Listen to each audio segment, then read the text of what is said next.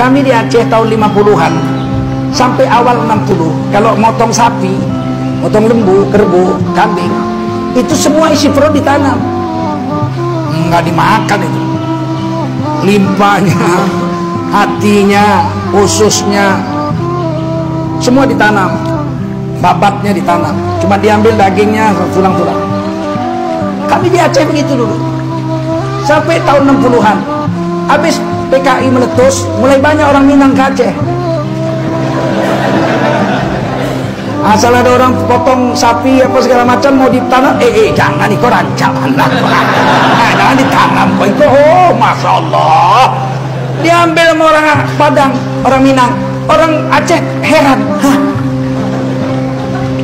ratusan tahun ditanam di bawah, tiba-tiba sore datang orang Padang, orang Minang tuh bawa satu rantang sama orang Aceh itu.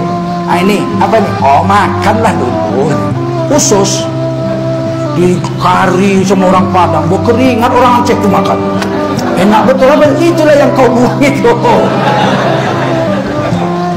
Kata orang Aceh tuh, apa? Enak kok. Sekarang orang Aceh sebiji pun gak ada lagi ditanam, semua dimakan. Ini gara-gara berguru sama orang Minang.